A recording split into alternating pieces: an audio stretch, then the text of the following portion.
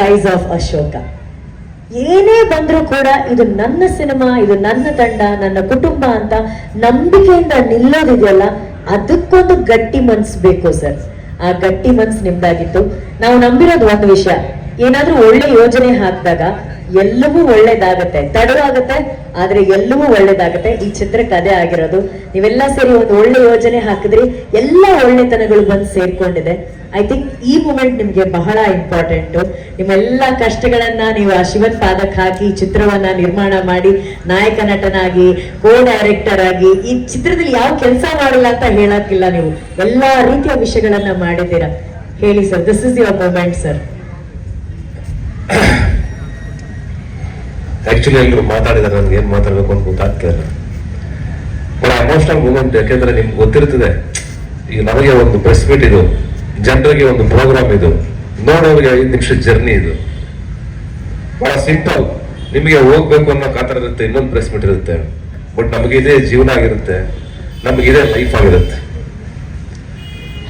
ಈ press meet ಇದೆಯಲ್ಲ ಇವತ್ತು, ಈ ಪ್ರೆಸ್ ಮೀಟ್ ಅಲ್ಲಿ ಇವತ್ತು ಈ ಸಿನಿಮಾ ಬಗ್ಗೆ ಕೂತ್ಕೊಂಡು ಮಾತಾಡೋದಕ್ಕೆ ನಾವು ಪಟ್ಟಿರೋ ಶ್ರಮ ಬಹುಶಃ ಯಾವ ಸಿನಿಮಾಗೂ ಏನ್ ಗೊತ್ತಾ, ಎಲ್ಲ ಇದ್ದು ಎಫರ್ಟ್ ಹಾಕೋದು ದೊಡ್ಡ ವಿಷಯ ಅಲ್ಲ. ಅಯೋಗ್ಯ ನನಗೆ ಲೆಕ್ಕನೇ ಅಲ್ಲ. ಅಯೋಗ್ಯ ನಮ್ಮ ಮನೇಲಿ ಮಲಗಿದ್ರು ಜನ ನೋಡ್ತಾರೆ, ನಂಗೆ ಗೊತ್ತು ನನಗೆ.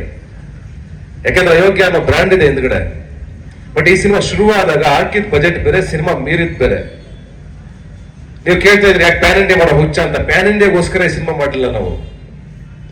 ಸಿನಿಮಾ ಚೆನ್ನಾಗಾಗಬೇಕು, ಈ ಸಿನಿಮಾ ನಾವು ತೋರಿಸ್ಬೇಕು, ನಮ್ಮ ಸಿನಿಮಾನು ಒಂದು ಚೆನ್ನಾಗಾಗಬೇಕು, ನಮ್ಮ ಸಿನಿಮಾನು ಆ ಲೆವೆಲ್ ಮಾಡ್ಬೇಕು, ನಾವು ಆ ತರ ನಿಂತ್ಕೋಬೇಕು. ಒಂದ್ ದಿವಸ ವೇದಿಕೆನಲ್ಲಿ ನಾನು ಒಂದು ಮೈಕ್ ಹಿಡ್ಕೊಂಡು 1 kg ತರನೋ 1 ಕಾಲ್ ತರ ನಿಂತ್ಕೋಬೇಕು ಅಂತ ಕನ್ಸು ಕಾಣೋದ್ರಲ್ಲಿ ಯಾವ ಹುಡುಗಂದು ತಪ್ಪಲ್ಲ ನನ್ನ ಪ್ರಕಾರ. ಯಾರು ಸಿನಿಮಾ ಮಾಡೋದು ತಪ್ಪಲ್ಲ ಆ ತರ. ಹಂಗ್ ಹೊರಟಿದ್ ಜರ್ನಿ ಇದು. ಹಂಗಂತ ನಾವು ಸಿನಿಮಾಗೋಸ್ಕರ ನಾವು 100 ಕೋಟಿ 1000 ಕೋಟಿ ಖರ್ಚು ಮಾಡಿಸ್ಬೋಣ ಇಲ್ಲ. 10 ಜನ ಬೇಕಾದಾಗ ಜೂನಿಯರ್ ಆರ್ಟಿಸ್ಟ್, 10 ಜನಕ್ಕೆ 2 ಜನ ಕೊಟ್ರೆ ನೀವು ಹೆಂಗ್ ಶೂಟ್ ಮಾಡ್ತೀರಾ ಸಿನಿಮಾನ? ಆ ಸಿನಿಮಾ ಸಾಯಿಸಿದಾಗಿಲ್ಲ, ಸಿನಿಮಾ ಮಾಡ್ಬಾರ್ದು ನನ್ನ ಪ್ರಕಾರ. ಮಾಡೋದೇ ಬೇಡ ನಾವು. ಜನ ಏನ್ ನೀನ್ ಸಿನಿಮಾ ಮಾಡ್ಲೇಬೇಕಪ್ಪ ಅಂತ ಬೆಳಿಗ್ಗೆ ಬಂದ ಮನೆ ಹತ್ರ ಯಾರು ನಿಂತಿರಲ್ಲ. ಜನಕ್ಕೆ ಸಿನಿಮಾ ಒಂದೇ ಜೀವನ ಅಲ್ಲ.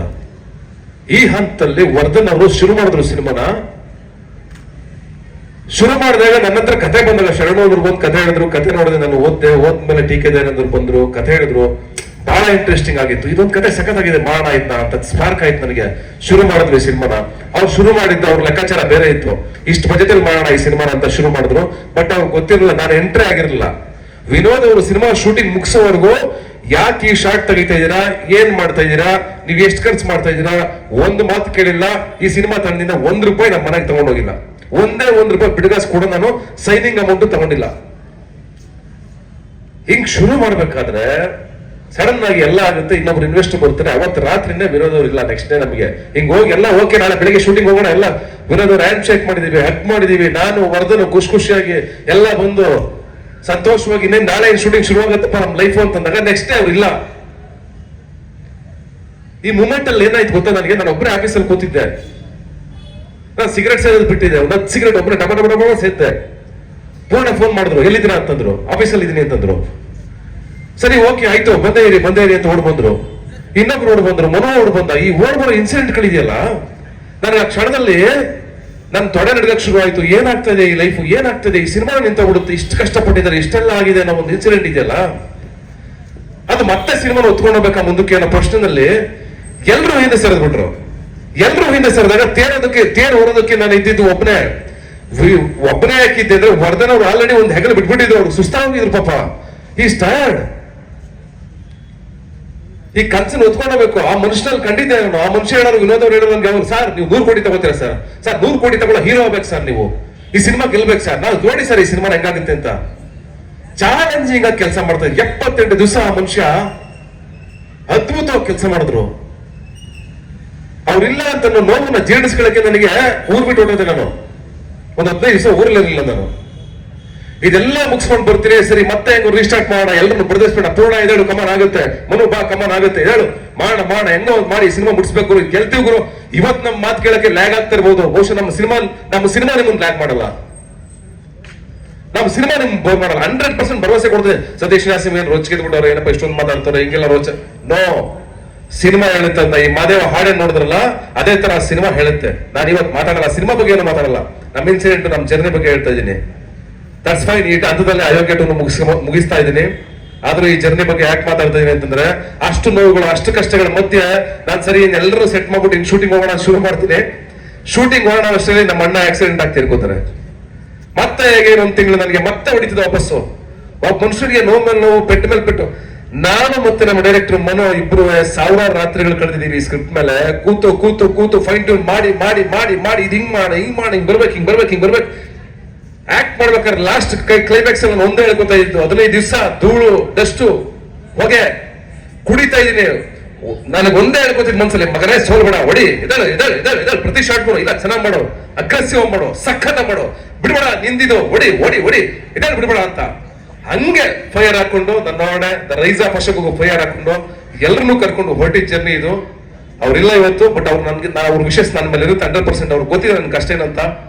ನಾವೆಲ್ಲ ಒಗ್ಗಟ್ಟಾಗಿ ನಿಂತ್ಕೊಂಡು ಇವತ್ತು ಈ ಸಿನಿಮಾ ಓದ್ಕೊಂಡ್ ಬಂದಿದ್ದೀವಿ. ಅದಕ್ಕೆ ಇವತ್ತು ಹೀರೋ ಆಗಿ ಲಹರಿ ವೇಲು ಸರ್ ನಮ್ಮ ಜೊತೆ ನಿಂತ್ಕೊಂಡಿದ್ದಾರೆ ಈ ಸಿನಿಮಾಗೆ. ಅಂಡ್ ಪೂರ್ಣ ಕಣ್ಣೀರ್ ಹಾಕಿದ್ದಾರೆ. ಈ ತಂಡದಲ್ಲೂ ಎಷ್ಟು ಜನ ರಾತ್ರಿ ಕಣ್ಣೀರ್ ಹಾಕೊಂಡು ಹತ್ಕೊಂಡು ಎಮೋಷನಲ್ ಆಗಿರೋ ಮೂಮೆಂಟ್ಗಳು ತುಂಬಾ ಇದೆ. ಶೋರಿಲ್ ನೋಡಿದಾಗ ಯು ಕಾಂಟ್ ಬಿಲೀವ್, ನಾನು ಅಳ್ತಾ ಇದ್ದೀನಿ, ಪೂರ್ಣ ಅಳ್ತಾ ಇದ್ದಾರೆ. ಒಂದು ಒಳ್ಳೆ ಶೋರಿಲ್ ಕಟ್ ಆಗಿತ್ತು. ವಾವ್, ನಾವೇನೋ ಸಾಧಿಸಿದೀವಿ ಅಂತ ಇಬ್ರು ಅಳ್ತಾ ಇದ್ವಿ. ಮನು ಹಾಡ್ ನೋಡಿದ್ವಿ, ಯಾಕೋ ಸಾಂಗ್ ರೆಡಿ ಆಗಿದೆ, ಒಂದು ಅದ್ಭುತವಾದ ಸಾಂಗ್. ಅದನ್ನ ನೋಡಿದಾಗ ನಾನು ಒಂದು 10 ಸಲ ಹತ್ತಿರ್ಬೇಕು. ಅಪ್ಪ, ನಾವ್ ಇಷ್ಟು ಕಷ್ಟಪಟ್ಟು 3 ವರ್ಷ ಒದ್ದಾಡಿದೀವಿ ಕಣೋ. ಈ ನೋವು, ಈ ಸಂಕಟ ಮನುಷ್ಯನ್ಗೆ ಯಾರು ಶತ್ರುಗಳಿಗೂ ಬರಬಾರ್ದು. ನಾನು ಶತ್ರುಗಳಿಗೂ ಹೇಳ್ತೀನಿ, ನನ್ನ ಸಿನಿಮಾ ನೋಡಿ 100% ನೀವೆಲ್ಲರೂ ಅಪ್ರಿಶಿಯೇಟ್ ಮಾಡ್ತೀರಾ, ಚಪ್ಪಾಳೆ ಹೊಡಿತೀರಾ. ನಾನು ಶತ್ರುಗಳಿಗೂ ಹೇಳ್ತೀನಿ. ನಾನು ಅಂತ ಮೂಮೆಂಟ್ ಅಲ್ಲಿ ನಾನು ಹಿಂದೆ ನಿಂತ ಪೂರ್ಣ ಆಗಿರ್ಲಿ, ವರ್ಧನವರಾಗಿರ್ಲಿ, ಅಂಡ್ ನನ್ನ ಆರ್ಟಿಸ್ಟ್ ಗಳು ಸಂಪತ್ ಆಗಿರ್ಬೋದು, ಲವಿತ್ ಆಗಿರ್ಬೋದು, ಎಲ್ಲರೂ ಯಶಕ್ತಿ ಆಗ್ಬೋದು, ಎಲ್ಲರೂ ಗಡ್ಡ ಬಿಟ್ಕೊಂಡು ವರ್ಷಗಟ್ಲೆ ಕಾಯೋದು ತುಂಬಾ ಕಷ್ಟ. ಗುಂಡಣ್ಣ ಅಂತ ಒಬ್ರು ಇದಾರೆ, ಇದರಲ್ಲಿ ಪಾಪ 2 ವರ್ಷ ಈ ಸಿನಿಮಾ ಆಗುತ್ತೆ ಆಗುತ್ತೆ ಆಗುತ್ತೆ ಕಂಪ್ಲೀಟ್ ಮಾಡ್ತೀವಿ ಅಂತ ಗಡ್ಡ ಬಿಟ್ಕೊಂಡು 2 ವರ್ಷ ಆ ಸಿನಿಮಾಗೋಸ್ಕರ ವೇಟ್ ಮಾಡಿದ್ರೆ ಮನುಷ್ಯ. ಈ ಡೆಡಿಕೇಶನ್ಗಳು ಸಣ್ಣ ಸಣ್ಣ ವಿಷಯಗಳು ಅನ್ಸುತ್ತೆ ನಮ್ಮ ಲೈಫಲ್ಲಿ. ಅವ್ನು ಎಷ್ಟೇ ಹಣ, ನಾನು ಬೇರೆ ಸಿನಿಮಾ ಇದೆ ಗಡ್ಡ ತೆಗಿಲ್ಲ, ಅವನು ಯಾರೋ ನನಗೆಲ್ಲ ಬೇರೆ ಸಿನಿಮಾ ಇದೆ ಗಡ್ಡ ತೆಗೆದ್ಬಿಡ್ಲಾ, ಇಲ್ಲ ಕಣಿರೋ ಮಾಡ್ತೀವಿರೋ ಇನ್ ಯಾರೋ ಬರ್ತಾರೆ. ಒಂದ್ ನೆಗೆಟಿವ್ ಆದಾಗ ಸಿನಿಮಾಗೆ ಪ್ರೊಡ್ಯೂಸರ್ ಸಿಗ್ತಾರ ಇಲ್ವಾ ನಿಮಗೆ ಚೆನ್ನಾಗಿ ಗೊತ್ತಿದೆ. ಅಂತ ಪರಿಸ್ಥಿತಿಯಲ್ಲಿ ನಾವು ನಿಂತ್ಕೊಂಡಾಗ ಹೆಂಗಿರುತ್ತೆ ಅಂತ ಯೋಚನೆ ಮಾಡಿ. ಅಷ್ಟು ಚೆನ್ನಾಗಿರೋ ಅದ್ಭುತವಾದ ಕ್ಲೈಮ್ಯಾಕ್ಸ್ ಮಾಡಿದೀವಿ, 15 ದಿವಸ ಫೈಟ್ ಮಾಡಿದೀವಿ, 78 ದಿವಸ ಶೂಟಿಂಗ್ ಮಾಡಿದೀವಿ. ಸಿನಿಮಾ ಅಷ್ಟು ಚೆನ್ನಾಗಿ ಬಂದಿದೆ. ಅಷ್ಟು ಚೆನ್ನಾಗಿರೋ ಪೋರ್ಷನ್ ವಿನೋದ್ ಅವ್ರು ಶೂಟ್ ಮಾಡಿದ್ದಾರೆ. ಇದನ್ನ ಹೆಂಗ್ ಬಿಟ್ಬಿಟ್ಟು ಮುಂದಕ್ಕೆ ಹೋಗ್ಲಿ, ನಾನು ಹೆಂಗ್ ದಾಟ್ಕೊಳ್ಳಿ? ಒಬ್ಬ ಮನುಷ್ಯ ಇಡೀ ಬೀದಿನಲ್ಲಿ ಅಷ್ಟು ದುಡ್ಡು ಸರ್ವಸ್ವ ದುಡ್ಡು ತಗೊಂಡ್ಬಂದು ಸಿನಿಮಾಗೆ ಹಾಕಿ ನಿಂತಿರ್ಬೇಕಾದ್ರೆ ಅವ್ರ ಅರ್ಧಕ್ಕೆ ಬಿಟ್ಬಿಟ್ಟು ಹೊಡೋಲ್ಲ ನಾನು. ಅದನ್ನ ಮನುಷ್ಯತ್ವ ಅಂತಾರ, ಮಾನವೀಯತೆ ಅಂತಾರ? ಆ ಸಂದರ್ಭದಲ್ಲಿ ನನ್ಗೆ ಅನ್ಸಿದ್ ಒಂದೇ, ಅದೇನಾದ್ರೂ ಆಗ್ಲಿ ಗುರು, ನೀವು ಥಿಂಕ್ ಮಾಡಿ. ಪರ್ ಸಿನಿಮಾ 50 ಲಕ್ಷ ತಗೊಂಡಿದ್ರು 3 ವರ್ಷದಲ್ಲಿ ನಾನು 6 ಸಿನಿಮಾ ಮಾಡ್ತಾ ಇದ್ದೆ. ಬರೀ 50 ಲಕ್ಷ ಲೆಕ್ಕ ಇಟ್ಕೊಂಡ್ರು ನಾವು. ಬಟ್ ನನಗೆ ಆಗ್ಲಿಲ್ಲ, ಮನಸ್ಸೊಪ್ಲಿಲ್ಲ. ಇವ್ರ ಫ್ಯಾಮಿಲಿ ಇತ್ತು, ವಿನೋದ್ ಅವ್ರ ಫ್ಯಾಮಿಲಿ ಇತ್ತು, ಅವ್ರ ಮಕ್ಕಳಿದ್ರು, ಇವ್ರ ಮಕ್ಕಳಿದ್ರು. ಅದೇನಾಗುತ್ತೆ ಲೈಫಲ್ಲಿ, ಇದೊಂದು ಚಾಲೆಂಜ್ ತಗೋತೀನಿ, ನಾನು ದುಡಿತೀನಿ, ಹೆಂಗಿದ್ರು ನಮ್ಮ ಸಿನಿಮಾ ಬರುತ್ತೆ, ಇದೊಂದು ಚಾಲೆಂಜ್ ತಗೋತೀನಿ ಅಂತ ನಿಂತ್ಕೊಂಡೆ ಈ ಸಿನಿಮಾ ಉತ್ಕೊಂಡ್ ಬಂದ್ವಿ. ಅದಕ್ಕೆ ಹೆಗಲ್ ಕೊಟ್ಟವರು ಇಷ್ಟು ಜನ. ಇದರಿಂದ ನಮ್ದಾನೆ ಹೋದವರು ಬಂದವರು ಎಲ್ಲರೂ ಇದ್ದಾರೆ. It's okay, fine. ಮನುಷ್ಯನ್ ಸಹಜ ಗುಣ. ನಾನು ಯಾರನ್ನು ಹೇಟ್ ಮಾಡಲ್ಲ. ನಾನು ಒಂದೇ ಹೇಳ್ತಿದ್ದೆ, ಯಾರನ್ನು ದ್ವೇಷಿಸ್ಬೇಡಿ, ಎಲ್ಲರೂ ಒಂದ್ ದಿವಸ ನಮ್ಮನ್ನು ಇಷ್ಟಪಡ್ತಾರೆ. ತಲೆ ಕೆಡ್ಸ್ಕೊಬೇಡಿ, ಕೂಲ್ ಆಗಿ ಕಾಮ್ ಆಗಿ. ನನ್ನ ಡೈರೆಕ್ಷನ್ ಡಿಪಾರ್ಟ್ಮೆಂಟ್ ಹುಡುಗರು ಬಂದು ನಿಂತ್ಕೊಂಡು ಆಗಲೂ ರಾತ್ರಿ, ಬಾರಲ್ಲಿ ಅವ್ನು ಏನ್ ಮಾಡ್ತಾ ಇದೀಯಾ, ಯಾವ 500 ಜನ ತರ್ಸಿದ್ರೆ ಹಾಕಿ ನಮ್ಮ ಜೂನಿಯರ್ಸ್ನ ಏನಕ್ಕೆ ಶೂಟಿಂಗ್ ಮಾಡ್ತಿದ್ದೀವಿ ನಾವಿಲ್ಲಿ, ಏನ್ ಕಟ್ಟಿದ್ದೀರಾ?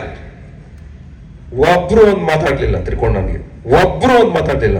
ಎಲ್ಲ ನನ್ನ ಶ್ರಮನ, ನನ್ನ ನೋವು ಅರ್ಥ ಮಾಡ್ಕೊಂಡು ಜೊತೆ ನಿಂತ್ಕೊಂಡು, ಈ ಹುಡುಗ ತೀರ್ಥಹಳ್ಳಿ ಯಾವ್ದೋ ಮೂಲೆ ಹುಡುಗ, ನನ್ನ ತಮ್ಮ, ನನ್ನ ಜನ್ಮದಲ್ಲಿ ಯಾವ್ದೋ ಜನ್ಮದಲ್ಲಿ ಜೊತೆ ಹುಟ್ಟಿದ, ನನ್ನೆಲ್ಲಾ ನೋವುಗಳು, ನನ್ನೆಲ್ಲ ಕಿರ್ಚಾಟಗಳು ಅರ್ಚಾಟಗಳು ಸಹಿಸ್ಕೊಂಡು ಏನಾದ್ರೂ ಆಗ್ಲಿ ಈ ಸಿನಿಮಾ ಮಾಡ್ತೀನಿ ನಿಮ್ಗೋಸ್ಕರ ನಿಂತ್ಕೊಂಡು, ನನ್ನ ಜೊತೆ ನಿಂತ್ಕೊಂಡು ಟೆಕ್ನಿಷಿಯನ್ ಇವನು. ಅಂಡ್ ಸಪ್ತಮಿ ಅವ್ರು ಅಫ್ಕೋರ್ಸ್ ಬ್ಯೂಟಿಫುಲ್ ಲೇಡಿ, ತುಂಬಾ ಡೆಡಿಕೇಶನ್ ಇರುವಂತ. 6 ಗಂಟೆಗೆ ಸೆಟ್ಗೆ ಅಂದ್ರೆ 6 ಗಂಟೆಗೆ ಬರ್ತಾ ಇದ್ರು. ಅಷ್ಟೇ ಅಲ್ಲ, ಅದ್ಭುತವಾದ ನಟಿ, ತುಂಬಾ ಒಳ್ಳೆ ನಟಿ, ನಮ್ಮ ಕನ್ನಡದ ಅದ್ಭುತವಾದ ನಟಿ ಅಂತ ಹೇಳಿದ್ರಲ್ಲಿ ತಪ್ಪೇ ಇಲ್ಲ.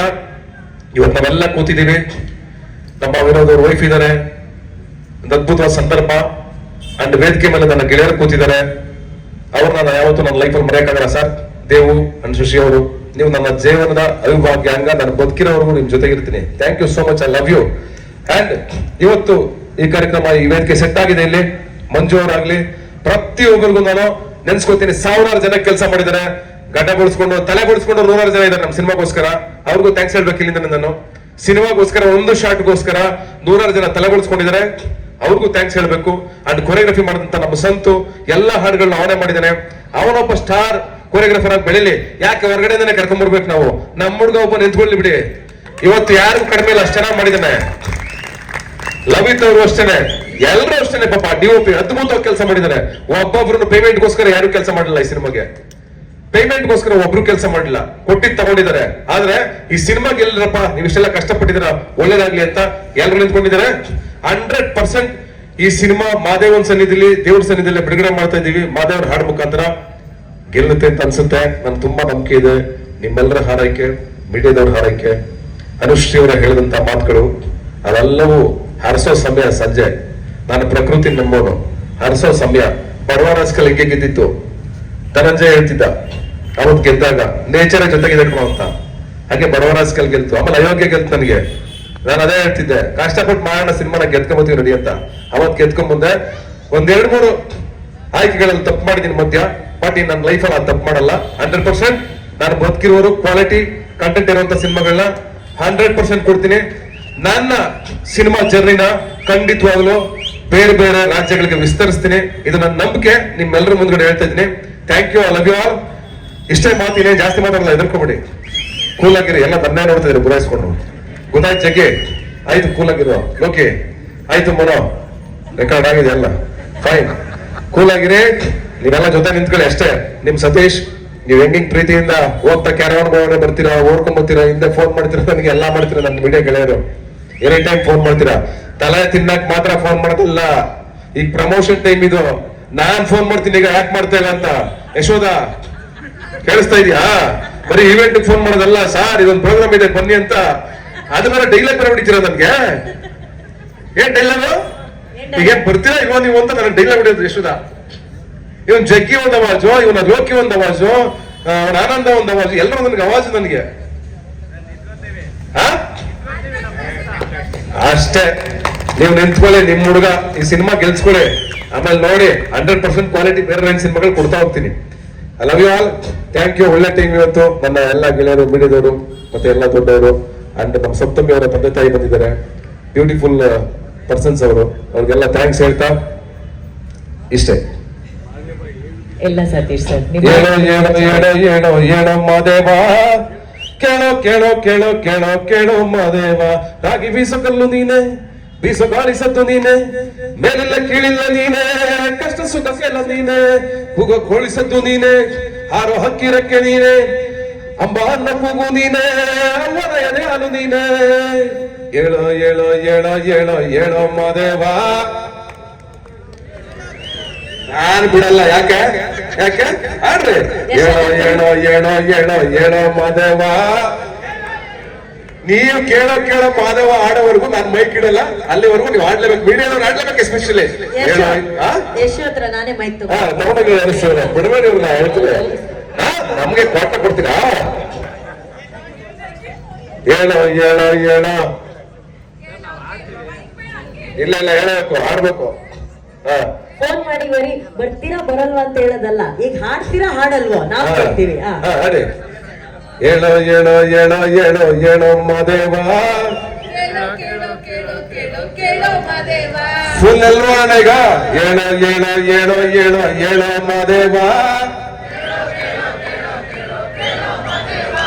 ಇವತ್ತ ಲೈಫಲ್ಲಿ ಹಿಸ್ಟ್ರಿ ಫಸ್ಟ್ ಟೈಮ್ ಎಲ್ರಿಗೂ ಮಾಡ್ಸಿದ್ದೀನಿ.